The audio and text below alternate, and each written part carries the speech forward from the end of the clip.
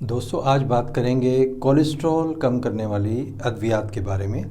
یعنی وہ دوائیں جو کہ خون میں کولیسٹرول کی مقدار کم کرتے ہیں۔ انہیں ہم اسٹیٹن کہتے ہیں۔ ان کے مختلف نام ہیں، روزوواسٹیٹن، اٹورواسٹیٹن اور سمواسٹیٹن وغیرہ۔ ان دواؤں کے بارے میں کہا جاتا ہے کہ یہ دل کی بیماری سے اور فالج کے خطرے سے انسان کو بچاتی ہیں، لیکن کچھ ریسرچرز کا یہ کہنا ہے کہ یہ دوائیں آپ کے جسم میں شوگر کی مقدار کو زیادہ کر سکتی ہیں۔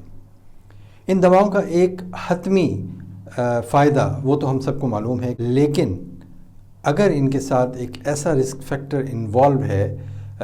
جو ریسرچرز کا کہنا ہے کہ ایسے مریضوں میں جن میں شوگر ہونے کا خطرہ زیادہ ہوتا ہے، ان میں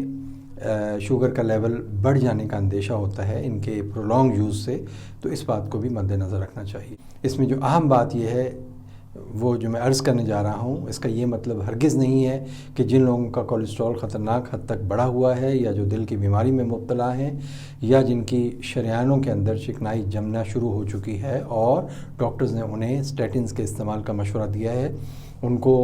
شوگر کے تھوڑے سے بڑھ جانے کی وجہ سے ان دوائیوں کا استعمال ترک کر دینا چاہیے۔ میرا یہ ہرگز مطلب نہیں ہے، کیونکہ خدا نہ خواستہ اگر شوگر کی مقدار بڑھ رہی ہے تو اسے کنٹرول کیا جا سکتا ہے، لیکن اگر دل کا دورہ پڑ جائے یا خدا نہ خواستہ فالج ہو جائے تو وہ بعض اوقات یہ کنڈیشنز ارریورسیبل ہوتی ہیں۔ شوگر کو پریونٹ کیا جا سکتا ہے، لیکن دل کی اچانک بیماری اور فالج کا ایسا حملہ جو خدا نہ خواستہ انسان کو اپاہج بنا دے، معذور کر دے عمر بھر کے لیے، یا خدا نہ خواستہ انسان کی موت واقع ہو جائے، تو یہ زیادہ خطرناک بات ہے۔ بہرحال اسٹیٹنز کا استعمال اپنے ڈاکٹر کے مشورے سے کرنا چاہیے، اور اگر پرولونگ یوز آپ کو کہا گیا ہے اسٹیٹنز کے استعمال کے لیے تو آپ کو ضرور کرنا چاہیے۔ اور ڈائبٹیز سے بچنے کے لیے آپ کو چاہیے کہ آپ مناسب طور پر ورزش کریں، ایکٹیو رہیں، اور ان غذاؤں سے بچیں جن کے استعمال سے